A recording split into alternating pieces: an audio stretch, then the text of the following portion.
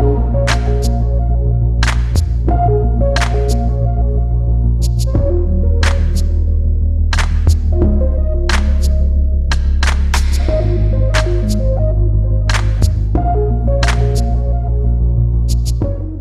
Presiden Rusia Vladimir Putin merayakan ulang tahunnya yang ke-70 pada hari ini, Jumat 7 Oktober 2022. Rupanya sebelum menjadi Presiden Rusia, Putin terlahir dari keluarga miskin. Putin lahir di Leningrad pada 7 Oktober 1952. Saat itu keluarga Putin dalam keadaan sulit lantaran Perang Uni Soviet di bawah pemerintah Joseph Stalin yang kejam. Putin memiliki dua kakak laki-laki yang meninggal sebelum dia dilahirkan. Satu di antaranya Viktor yang tewas ketika pasukan Nazi mengepung Leningrad saat Perang Dunia Kedua. Kemudian Putin berlatih seni bela diri dan belajar hukum di universitas. Putin lulus dari Universitas Negeri Leningrad pada tahun 1975.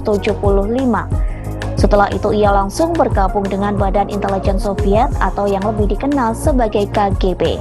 Saat itu Putin ditempatkan di Dresden.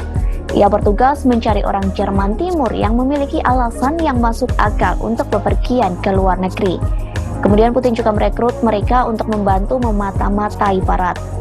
Sementara pada tahun 1980-an, Putin bekerja di Selandia Baru. Ia bekerja sebagai petugas kasus dan mencapai pangkat letnan kolonel. Karir Putin pun semakin berkembang lantaran ia menjadi penasihat mantan profesor.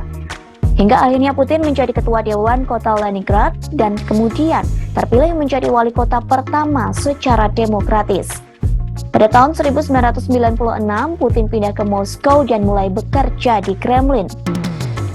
Suatu tahun kemudian Putin diangkat menjadi satu wakil Perdana Menteri pertama Rusia. Tak lama berselang, ia pun ditunjuk sebagai Perdana Menteri oleh Presiden Boris Yeltsin.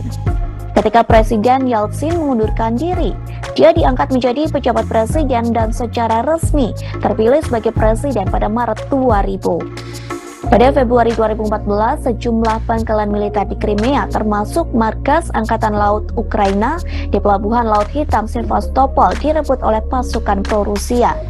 Presiden Putin menandatangani perjanjian untuk mencaplok semenanjung ke Rusia. Tindakan ini menyusul referendum yang disebut ilegal oleh Ukraina dan dikutuk secara internasional. Adegan serupa terjadi lagi di daerah lain di timur Ukraina, di mana pasukan pro-Rusia mengambil alih apa yang disebut Republik Rakyat Donetsk dan Luhansk di tengah mulainya perang Rusia-Ukraina. Sementara pada Februari 2022, Putin memberi perintah untuk menyerang Ukraina dengan sebutan operasi militer khusus. Bahkan konflik antara Rusia dan Ukraina terus berlangsung hingga hari ini.